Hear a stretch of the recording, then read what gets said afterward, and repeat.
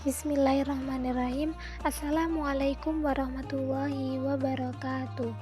Baiklah, saya Saima Sormin dengan NIM 2122105 dari kelas PAI 5C akan menjelaskan materi pada pertemuan kali ini, yaitu perbedaan antara karomah, maunah, irhas, dan juga mukjizat. Yang pertama yaitu karomah. Karomah dapat diartikan sebagai kemuliaan, keluhuran, dan juga anugerah. Sedangkan secara istilah, karomah artinya yaitu kejadian luar biasa yang dianugerahkan oleh Allah kepada walinya, yaitu seorang hamba yang saleh, beriman dan bertakwa, dan juga bertujuan untuk menguatkan keimanan dan keislaman orang yang mendapatkan karomah. Adapun contoh karomah yaitu kejadian yang dialami oleh Maryam binti Imran, yang mana pengasuhnya yaitu Nabi Zakaria alaihi wasallam menemukan buah-buahan setiap hadir di mihrab Maryam binti Imran. Ketika itu Nabi Zakaria bertanya, "Wahai Maryam, dari mana engkau memperoleh makanan ini?" Lalu Maryam menjawab, "Makanan ini dari sisi Allah. Sesungguhnya Allah memberi rezeki kepada siapa yang dikehendakinya."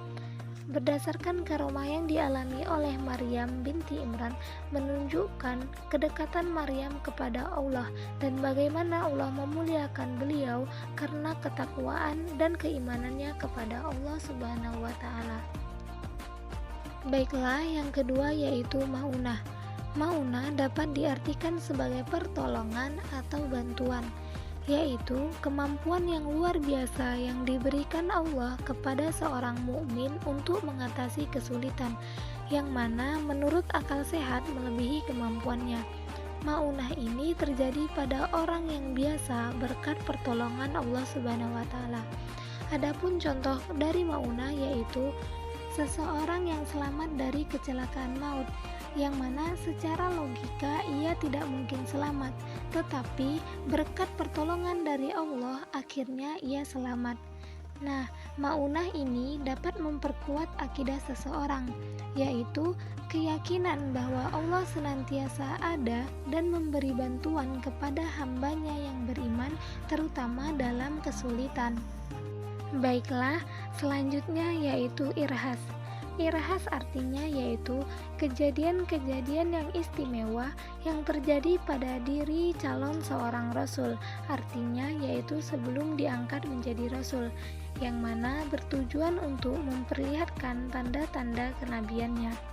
Adapun contoh dari irhas yaitu kejadian yang dialami oleh Nabi Muhammad semasa kecil, yang mana awan selalu menaungi Nabi Muhammad kemanapun ia pergi, dan juga ketika Nabi Muhammad berteduh di bawah pohon, pohon itu akan merunduk dan menaungi Nabi Muhammad dari terik matahari.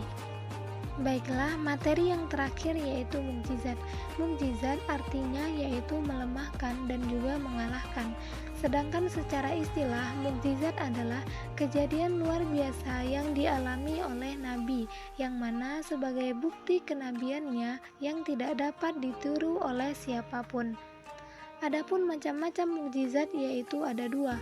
Yang pertama yaitu mukjizat kauniyah dan yang kedua yaitu mukjizat akliyah. Mukjizat kauniyah dapat diartikan sebagai mukjizat yang tampak dapat ditangkap oleh panca indera. Mukjizat kauniyah ini juga disebut sebagai mukjizat yang terbatas, artinya yaitu terjadi hanya sekali dalam satu tempat dan tidak bisa diulang serta tidak bisa dipelajari.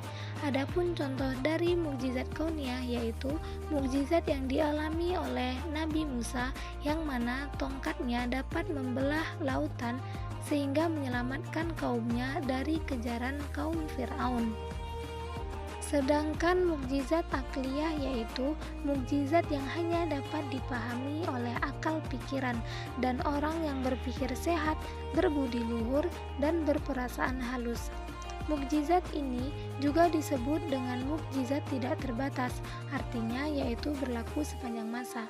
Contohnya yaitu Al-Quran, yang mana dikatakan sebagai mukjizat akliyah karena keindahan bahasa, kedalaman makna, susunan sastra yang indah, dan akan terjaga sepanjang masa. Sekian materi dari saya akhiri. Assalamualaikum warahmatullahi wabarakatuh.